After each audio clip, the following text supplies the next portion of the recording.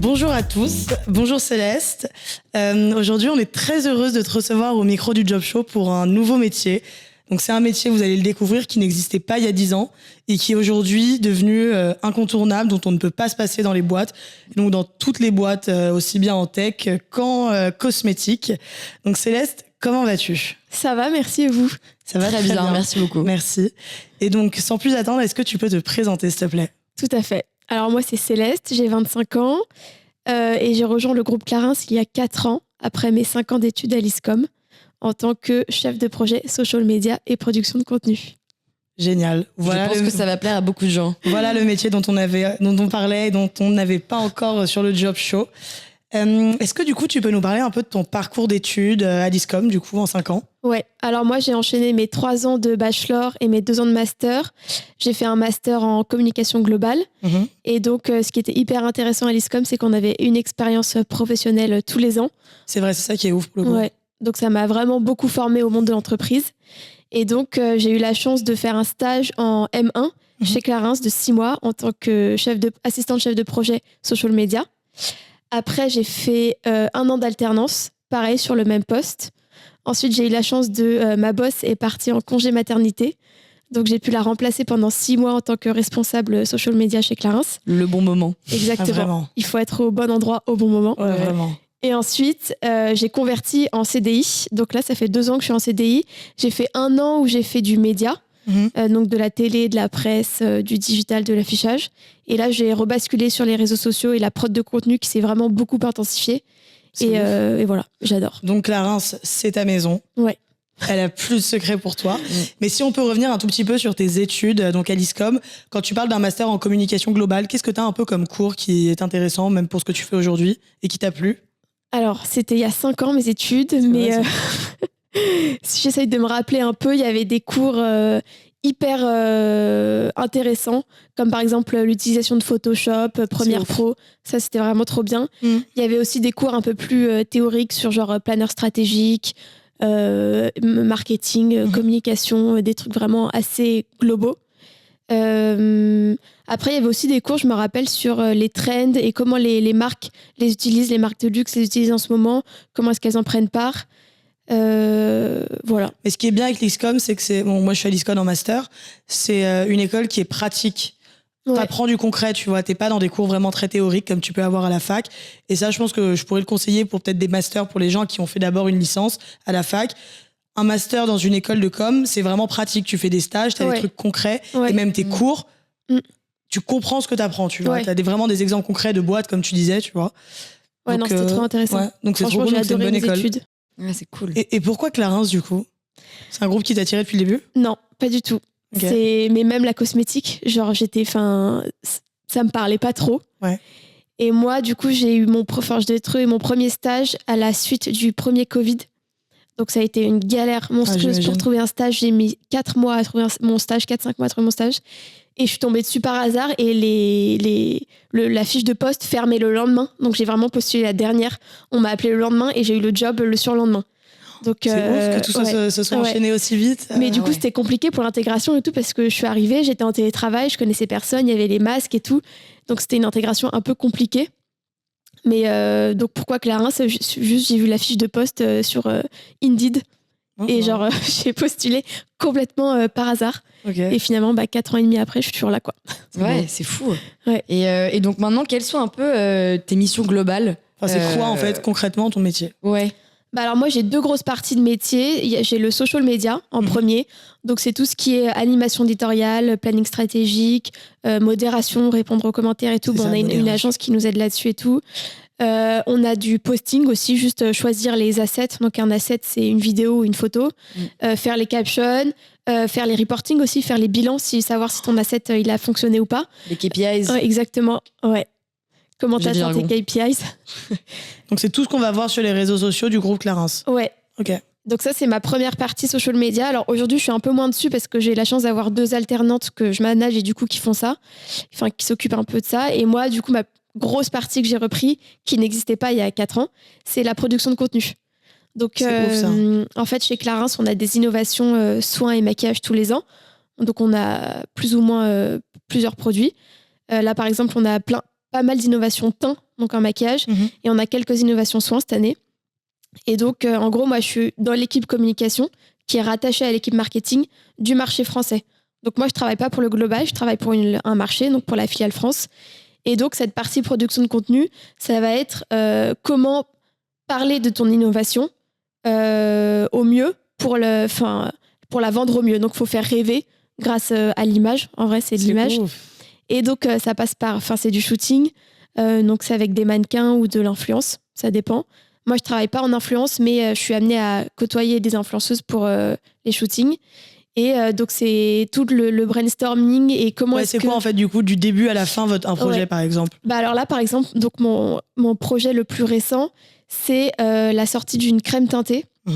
Donc, c'est pas un fond de teint, c'est pas une crème de soin, c'est une crème teintée. Donc, chez Clarins, on est très double performance, donc l'alliance du soin et du maquillage. Donc, c'est une crème teintée avec un SPF 25 et donc qui est sortie là, qui sort en avril. Petite avant-première. Et donc, en gros, c'est comment est-ce qu'on va faire parler de cette crème teintée et pouvoir surtout se démarquer de nos concurrents. C'était une de nos questions qui viendra après. Voilà, parce que c'est très saturé sur le marché en ce moment, que ce soit en soin ou en maquillage, dans le monde du luxe. Donc, alors nous, on a eu l'idée de travailler avec une actrice. Donc, on a casté une actrice. Déjà, on a fait un appel d'offres par rapport à des agences pour savoir qui est-ce qui pourrait nous accompagner sur ce projet. Parce que oui, parce qu'en fait, vous avez besoin d'une agence. Vous êtes l'annonceur et vous avez besoin d'une agence. Exactement. Ouais. Okay. Donc moi, j'ai mon agence de social media qui m'accompagne tout au long de l'année, mais j'ai aussi des agences de prod spécifiques pour chaque projet, des prestats spécifiques qui m'accompagnent. Et donc, on lance des appels d'offres parfois pour et du coup, vous leur donnez un brief. Ouais. Voilà, on a une nouvelle crème qui va sortir. Ok. Exactement, on les met en compétition et on leur demande selon vous, qu'est-ce qu'on peut faire pour animer au mieux cette sortie de produit et la vendre. Ok. Mais est-ce que vous avez quand même cette partie créa chez vous, ou alors vous vraiment t'écris le brief, bam, tu la renvoies et oui ou non si ça plaît. Est-ce que vous n'avez pas d'abord un premier brainstorm de qu'est-ce qu'on pourrait faire sans faire appel à une agence? Ouais, on a un brainstorm d'abord en interne et moi et mes équipes, on est en veille constante sur les tendances qui en ce moment sur le marché. Ça, c'est hyper important. Donc, je suis toujours connectée à TikTok, Instagram. Ouais, c'est normal. Le téléphone, c'est l'extension de ton bras. Ah quoi. ouais, exactement. Je suis tout le temps sur mon tel. Franchement, pour voir. Bon, après, ça me fait kiffer et tout, mais pour voir les tendances et tout, j'enregistre tout et tout. J'ai un dossier et j'essaye de les partager avec mes équipes au maximum pour les infuser dessus. Donc, moi, j'écris le brief sur mon produit. On a un claim qui est délivré du marketing. Voilà, c'est par exemple là, le claim de notre crème teintée, c'était la plus soin des crèmes teintées. On voulait rajouter le soin. C'est marrant, ouais. Et donc, du coup, c'est selon vous, comment est-ce qu'on peut mettre en forme ce claim? Qu'est-ce que ça veut dire? Et tout le concept qu'on peut imaginer. Et donc, j'envoie le brief. Ensuite, j'ai un retour de brief avec mon agence qui me propose leurs idées créa, le storyboard, etc. On valide ou pas, surtout en fonction du budget. Ah ouais, bien sûr. Tout doit rentrer dans des budgets. Donc, il y a aussi la partie budget qui rentre en compte. Donc, vous externalisez pas mal, en fait. Ouais. Bah oui. La prod, on externalise, ouais. On n'a pas de groupe prod chez Clarins. Ouais, mais t'as toujours besoin d'une agence, je pense aussi. En vrai, ça t'apporte d'autres idées créa, tu vois, d'un groupe qui est juste extérieur, une vision extérieure. Et qui bosse aussi avec d'autres marques qui font d'autres produits différents et qui puisent leur créativité ailleurs aussi. Et le fait d'externaliser, ça t'empêche pas quand même de bosser avec toutes les équipes différentes au sein de Clarins? Bah, en fait, moi, j'ai deux facettes de mon métier. Donc, comme je suis la personne qui valide et qui crée les contenus pour le marché français, et ben, je suis en permanence en contact avec, par exemple, l'équipe des spas, l'équipe de l'offre, l'équipe de l'e-commerce, du CRM, de la formation et tout. C'est trop bien, ouais. Et ensuite, j'ai cette partie, donc ça c'est la partie interne, et j'ai la partie externe, où là je suis en contact avec des agences, des prestats, des mannequins, des influenceuses, des réalisateurs, des producteurs, pour mettre en forme tout ça, quoi. Ça, c'est trop stylé, ça. C'est trop bien, en vrai. Ouais. Et justement, avant, tu parlais du budget média qui était alloué chez Clarins, par exemple, toutes vos créations de contenu. Ouais. Est-ce que ça représente quel pourcentage d'un budget annuel du groupe? Est-ce que c'est une grosse partie, quand même, le social media aujourd'hui? Depuis le Covid, ça a énormément accéléré le digital. Franchement, pendant que tout le monde était en chômage technique pendant le Covid, le digital ne s'est pas arrêté. C'est dingue. Et a augmenté de ouf. Ouais. Donc franchement, ça prend une ampleur incroyable et surtout la prod de contenu, parce que moi je suis arrivée, ça n'existait pas. Enfin, je prenais on était en studio chez Clarins et je filmais mes contenus à l'iPhone, quoi. Et donc là aujourd'hui j'ai des vrais prods, voyages, enfin c'est des vraies équipes, on est plus de 50 dans les studios pour les prods et tout, enfin c'est des vrais budgets maintenant. C'est trop stylé. Mais ça ressemble à quoi du coup une journée type pour toi? Alors parce qu'il y a des journées shooting, du coup j'imagine. Je bouge beaucoup dans la semaine. C'est cool, je suis ça c'est trop kiffant. Ça c'est bien parce que rester derrière son bureau toute la journée. Et donc je suis très souvent en shooting. J'ai aussi toute une partie événementielle. Donc j'ai pas mal de dîners, de soirées, d'événements. Là par exemple j'ai une avant-première lundi pour un film qui sort et genre mon film va passer, ma pub va passer sur grand écran au cinéma, donc ça va être ouf. Trop cool. Est-ce que tu t'occupes aussi des pubs? Ouais, bah du coup les contenus c'est de la publicité. Okay. Quoi. Ouais, ça sert à faire vendre, à faire rêver. C'est ouf. Donc j'ai pas trop de journée type. Je suis toujours à vérifier que tout soit bien posté, tout soit bien validé pour envoi et tout, que tout est prêt pour mes shootings, en vrai c'est trop bien, on s'ennuie pas. Et vous avez un planning édito du coup? Ouais. Vous postez tous les jours? Alors non, on poste pas tous les... Enfin ça dépend. Vous avez des périodes, des marronniers? On poste de 18 à 27 posts par mois. C'est énorme en vrai. C'est beaucoup. Ouais, sur Instagram. Qui sont tous travaillés, genre avec des tournages et tout? Bah alors en gros on reçoit... C'est presque un par jour quoi. Ouais. Presque. On évite le week-end pour pas faire bosser notre agence. Mais en gros, on reçoit, donc moi, comme je suis en marché, je reçois les photos et les vidéos, donc les assets du global, qui nous livrent pour chaque lancement, genre 1 an, 6 mois en avance, tous les assets. Ensuite, moi, mon travail, c'est de décortiquer tous ces assets-là, de voir s'il y a bien, par exemple, de l'ingrédient, du bénéfice, du mannequin, de l'application, de la texture, du produit. Si j'ai pas tous ces assets-là, je me fais une liste de ce qui manque. Et s'il manque des choses, c'est là où je vais partir en prod. Ou alors, deuxième cas de figure, c'est si on a un claim qui est spécifique pour la France, une campagne qui est spécifique pour la France, et ben là, on va devoir venir développer des contenus. Donc, c'est là aussi où je viens développer toute une campagne 360 avec du mannequin, de l'influence autour de ce produit. C'est ouf. Et justement, est-ce que tu as une campagne un peu qui t'a marqué, que tu as faite? Bah là, franchement, c'est la campagne dont je suis le plus fière. Qui apparaît mardi 25. Je suis partie en tournage il y a 2 semaines à Biarritz avec une actrice française qui s'appelle Camille Lou. Alors, elle a joué dans des films typiquement français. Elle est blonde avec les cheveux courts. Elle est trop jolie et tout. Donc là, par exemple, pour ce genre d'actrice, on a fait un appel d'offres pour travailler avec une grosse agence de social media et qui nous aide avec les talents. Parce qu'on n'a pas par exemple, on peut pas nous-mêmes approcher ce genre de talent, tu vois, il faut passer par les agents, etc. Et donc là, c'était pour notre crème teintée et on a développé toute une campagne sur cette crème teintée avec cette actrice-là. Et en gros, c'est un produit hyper naturel, effet glowy, qui est pas du tout épais sur la peau et tout. On a vraiment fait le choix d'aller tourner chez elle, de vraiment la rencontrer dans son intimité et comment est-ce qu'elle utilise le produit dans son intimité. Et donc, on avait 2 jours de shoot chez elle à Biarritz et là on a fait on a fait du teaser, on a fait du hero movie digital, on a fait plein de petites parties en lien avec le bénéfice, on a fait des vidéos pour nos CB, on a fait des et moi je livre en interne, je livre avec ces contenus là, je livre le média, l'e-commerce, le CRM, le social media et ensuite comme ça tout le monde va lancer en même temps cette campagne là avec les assets, les mêmes assets, les mêmes vidéos. Et du coup, j'espère que ça va bien fonctionner et que ça va avoir un impact. C'est dingue. C'est hyper intéressant. Donc, tu avais parlé avant du secteur de la beauté qui était hyper concurrentiel et hyper bouché. Enfin, pas bouché, mais du coup, il y a énormément de marques de cosmétiques. Comment vous, Clarins, en fait, dans votre stratégie social media, vous essayez de vous démarquer? Justement, en global. C'est compliqué. Ah ouais. Après, moi, j'ai pas l'impression que toutes les marques de cosmétiques se ressemblent et font les mêmes contenus quand je le vois d'un œil extérieur, tu vois. Mais... Non, chacun a un peu sa patte. Pas la même audience. Sa patte, Mais il faut trouver ta patte artistique. Ça, je pense, c'est le plus compliqué. Nous, Clarins, on se veut être une marque hyper proche des femmes. C'est ça, c'est très solaire. Pour moi, c'est très solaire. C'est ça. Très familial, dans l'authenticité. Et donc ça, par exemple, c'est ta ligne édito. Et donc dans tous tes contenus, tu dois essayer à chaque fois de te rapprocher, de pouvoir donc te ça justifier. passe par comment est-ce que tu filmes, mais ça passe aussi par la mannequin ou la fille qui est prise en vidéo, quoi. C'est hyper important d'avoir une fille qui représente les valeurs Clarins. Ouais. C'est ouf. C'est trop bien, Et ça, c'est aussi des choses qui arrivent, et surtout maintenant avec toute la cancel culture, etc.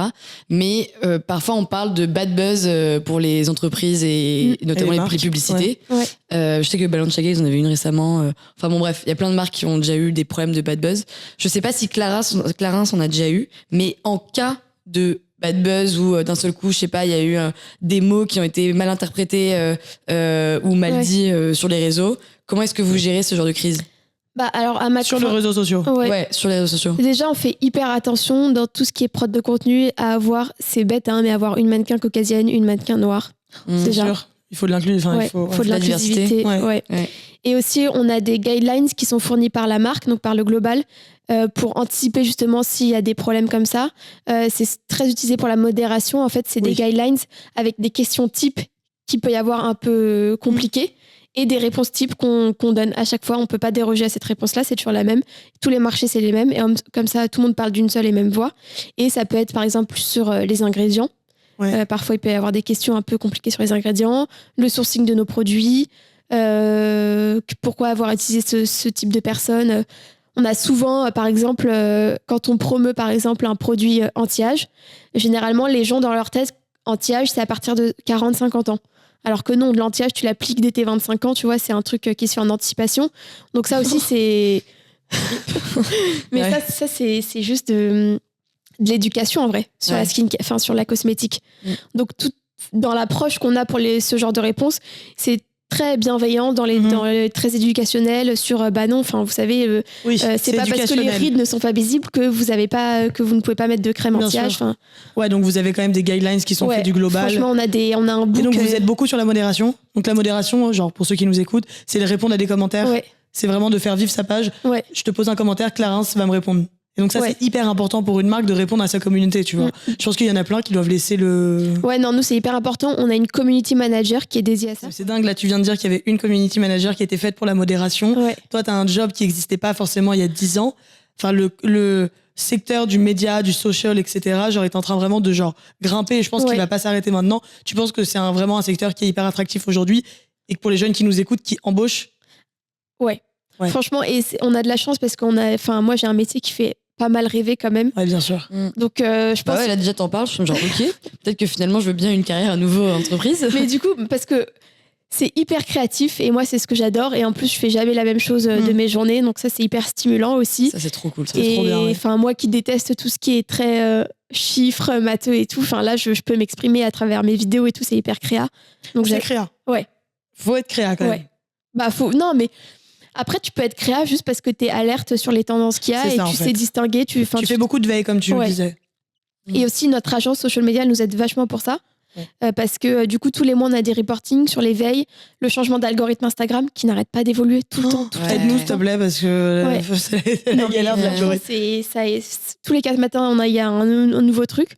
Et donc, ça aussi, il faut être hyper alerte de ce qui se passe pour que toi, tes assets derrière, ils fonctionnent. Donc, il faut être en veille constante. C'est ouf. Ouais, c'est ouf. Du coup, tu nous as parlé de tous les avantages de ton métier et clairement, on voit qu'il y en a beaucoup et que tu te plais énormément dedans. Mais donc, j'imagine qu'il y a aussi des défis. Et quels sont un peu les défis et les petits challenges que tu peux rencontrer dans ton métier? Alors, les défis, je pense que c'est de toujours réussir à ce que ta campagne fonctionne. Franchement, c'est pas évident. On est tellement, il y a tellement d'acteurs sur le marché et tout que se démarquer, c'est compliqué tous les jours et tout. Après aussi le rythme, alors c'est très cool, moi j'adore, mais le rythme il peut être parfois très soutenu parce que plusieurs fois par semaine tu peux être présente à des événements tard le soir, j'ai beaucoup d'événements et tout, les shootings tu commences très tôt le matin, tu finis tard le soir, c'est des journées entières.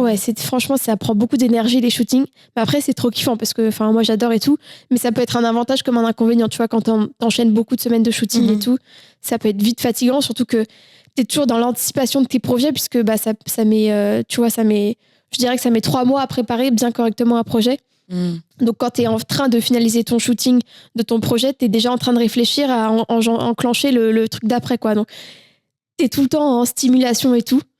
Et mais le plus gros défi c'est que ça fonctionne, quoi. C'est que ça plaise. Et comme en fait c'est un métier hyper subjectif parce que c'est du j'aime ou j'aime pas.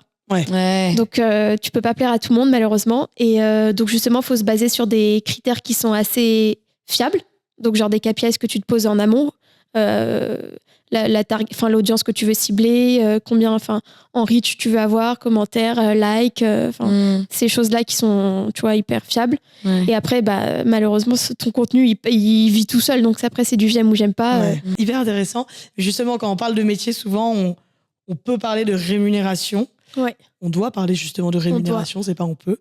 Est-ce que t'as le droit de nous donner une fourchette de combien tu gagnes ou de combien on gagne quand on arrive du coup à un premier poste de CDI en tant que chef de projet social media? Alors, moi je sais que quand je suis arrivée, j'avais un peu plus de pouvoir de négociation puisque ça faisait 2 ans que j'étais chez Clarins quand j'ai signé mon CDI. Alors après, je sais que c'est pas toujours, on n'est pas toujours très à l'aise de négocier son salaire, mais c'est hyper important franchement parce que ton premier salaire, c'est celui qui est le plus important. C'est ta base. Ouais. Et après, grâce à cette base-là, tu vas évoluer et tout. Donc franchement, faut pas hésiter à y aller. Moi, je me rappelle, je m'étais entraînée et tout. J'avais regardé des avis par rapport à la concurrence et tout. Donc par exemple, moi, un salaire de junior en tant que chef de projet social média et contenu, je dirais que c'est entre 40 et 50 K l'année. Okay. 40 et 50 000 euros l'année. Donc ceux qui nous écoutent, négociez pas en dessous. Négociez dans cette tranche. Alors après, moi, je suis chez l'annonceur. C'est vrai, t'es toujours mieux payé chez l'annonceur qu'en agence. Chez l'agence, c'est plus compliqué, c'est moins bien payé généralement. Après, c'est une autre manière de travailler. Je sais que moi, j'ai fait un stage chez l'annonceur. Enfin, l'ISCOM m'a vraiment beaucoup poussé à faire un stage en agence et un stage chez l'annonceur. Grâce à ça, j'ai su que je voulais pas d'agence, mais que je voulais aller chez l'annonceur et me dédier à une marque. Mais dans une agence, généralement, t'es un petit peu moins bien payé. Ok. Voilà. Et après, Clarins, ça fait quand même partie du monde du luxe. Donc, généralement, les salaires sont corrects. Ça, c'était tous tes arguments de négociation face à ton boss. Non, mais c'est hyper important d'en parler de comment négocier un salaire. C'est une beaucoup de peur. monde dont nous... Enfin, moi, je n'arriverai pas à parler de salaire avec mes boss pour l'instant, tu vois. C'est savoir ce que tu vaux et te vendre, en fait. C'est vraiment une grosse peur pour beaucoup de jeunes. Il y a beaucoup de gens qui osent pas, et notamment beaucoup de femmes qui osent pas aussi. Ouais, bien sûr. Les femmes, elles osent moins que les hommes. Et du coup, t'as pas des petits tips un petit peu de comment négocier? Je sais qu'on n'est jamais légitime de demander plus. Ouais. Alors que justement, moi, je pense que de demander plus, c'est montrer que tu es ambitieuse. Parce que forcément, tu demandes plus. Donc, on t'attend derrière au tournant pour que tu prouves que tu mérites ton salaire, que tu as négocié.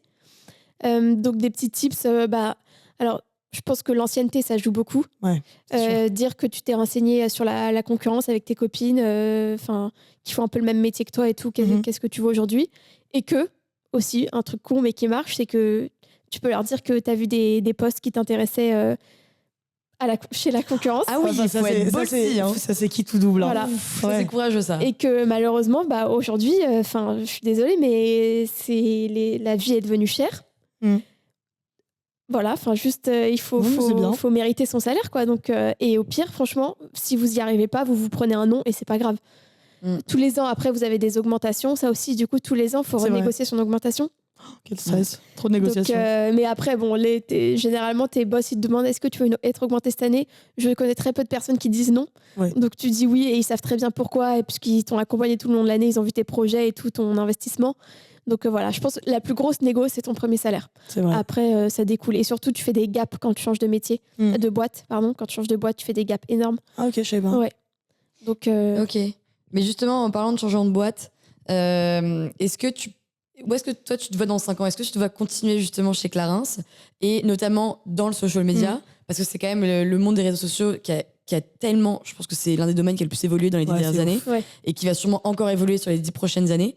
Et donc, peut-être comment est-ce que tu vois le monde des réseaux sociaux évoluer sur les 5 ou 10 prochaines années? Et toi, où est-ce que tu te vois en fait au même endroit? Enfin, je veux dire en même temps. Je pense que déjà, depuis que je suis arrivée, depuis 4 ans, ça a beaucoup évolué. Par exemple, on a eu l'arrivée de l'intelligence artificielle dans l'image, dans le traitement de l'image. Et ça a complètement bouleversé les codes. Les captions aussi, non? Les captions, avec franchement, ça évolue tous les jours avec les algorithmes, les tendances et tout. Mais non, mais même les techniques, genre le fake OH. Ouais, exactement. Tu vois, vous utilisez ça? Ouais, j'en ai fait un l'année dernière. C'est ouf. Ouais, c'est incroyable. Par exemple, le bus Jacquemus qui passe avec le sac. Ouais, j'ai vu ça. C'est que fait par l'IA. Enfin, c'est hallucinant de pouvoir avoir ces outils comme ça. Ouais, et ce qui est très marrant, c'est que donc moi, j'en ai développé un sur un baume à lèvres coloré. Donc c'était sur un immeuble haussmannien qui est rond, donc parce que moi le bouchon s'enlève, c'est rond, et du coup on avait en commentaire des gens qui avait reconnu l'immeuble, qui était allé voir l'immeuble à Paris, qui nous disait en commentaire « Je comprends pas, je vois pas le baume à lèvres dans la rue. » Ah ouais. Donc, il a bien marché, votre fake OH. Donc là, la modération, on se rend compte. On disait, bonjour madame, non, c'est tout le principe d'un fake OH. Donc fake OH, c'est fake out of home. Ouais. Donc c'est quelque chose qui est complètement intelligence artificielle, quoi, qui n'existe pas, qui est irréel. Et donc les gens se demandaient, ils comprenaient pas pourquoi il n'y avait pas le baume à lèvres dans la rue. C'est énorme. Sur le toit de l'immeuble. Ouais. Donc voilà, c'est marrant. Mais donc c'est un secteur qui est en évolution de dingue. Ouais. Et où est-ce que je me vois dans 5 ans ? J'aime beaucoup le secteur des cosmétiques. Je suis tombée dedans par hasard et tout. Franchement, pour l'instant, j'aime beaucoup Clarins et ça évolue bien. Donc j'adore. J'ai toujours des nouveaux défis et tout, des nouveaux projets. Mais honnêtement, j'ai pas trop de boîte de rêve. Je sais pas si c'est bien ou pas bien, mais j'ai pas de target. Juste, j'ai un secteur que j'adore, cosmétique, production de contenu. Après, déjà, tu as de la chance d'avoir trouvé le métier un peu de tes rêves que tu kiffes. Mais je suis arrivée, à la base, je suis arrivée, c'était pas ça. Hein, c'était que du social media, moi. Ouais. Et juste comme ça s'est accéléré et tout, j'étais la personne qui était là au bon moment. C'est trop bien d'avoir été là, exactement. Et du coup, vraiment être au bon endroit au bon moment. Très important.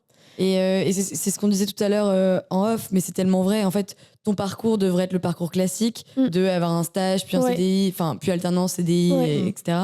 Et en fait, juste maintenant, c'est tellement galère de trouver un CDI pour les gens de nos âges que c'est tous les chemins, tout le monde commence un peu à changer de chemin et à se perdre un petit peu. Après, je pense que c'est pas plus mal de changer de chemin, de tester des trucs et tout, parce qu'en vrai, rien n'est jamais figé dans le marbre, même si on est en CDI, tu peux toujours t'échapper et tout. Bien sûr. Tu décides, quoi, mais... justement, c'était un peu notre question de la fin.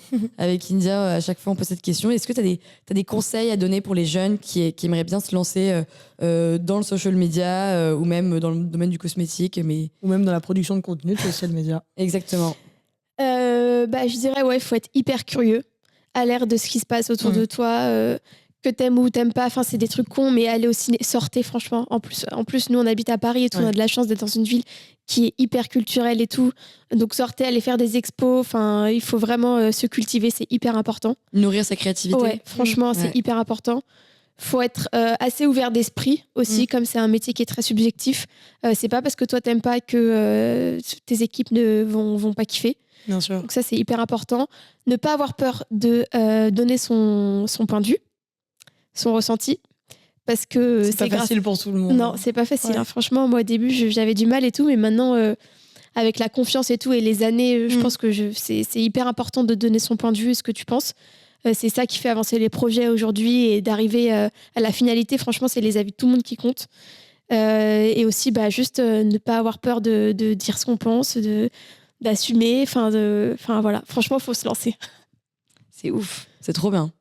Écoute, Céleste, moi j'ai posé toutes mes questions et je pense qu'India moi aussi. Tout est clair dans ma tête pour le nouveau métier qu'on vient de découvrir. Ouais, vraiment. Écoute, c'était hyper intéressant et c'était très clair. Parfait. Et on voit que tu kiffes ça. T'es passionné. Ouais, non, mais vraiment. C'est bien de voir quelqu'un de 25 ans qui est depuis déjà 4 ans dans une boîte qui est en fait assez quand même... C'est beaucoup pour quelqu'un de ton âge. J'ai tout le temps cette réflexion en mode ah oui, mais toi on dirait que t'as 30 ans, ça fait 10 ans que t'es dans ta boîte. T'as que 25 ans, donc c'est trop bien que tu sois aussi épanoui dans le secteur, dans le domaine et dans la boîte dans laquelle t'es. Donc franchement, c'est trop cool. Et en plus, vraiment, tu mélanges côté management et en même temps créativité. Et stratégie, créativité et tout. C'est ça, un bon mélange de tout. Et je sais que on nous avait déjà posé plusieurs fois la question de faire un peu plus sur le social media, c'est trop cool. sur ce genre de métier. Et c'est vrai que c'est des métiers qui constamment en demande maintenant, parce que on vient de le dire, du coup, les réseaux sociaux sont vachement développés, etc. Mais je pense qu'ils vont plaire à beaucoup de gens et c'est bien aussi d'avoir un peu plus de détails par rapport à ça, quoi. Non, franchement, c'est très kiffant. Moi, j'adore. En tout cas, merci beaucoup Céleste d'être venue sur le canapé du Job Show. Ça nous a fait découvrir très heureuse d'avoir découvert ce fameux cadre. En tout cas, très bonne journée, merci beaucoup. Salut Céleste.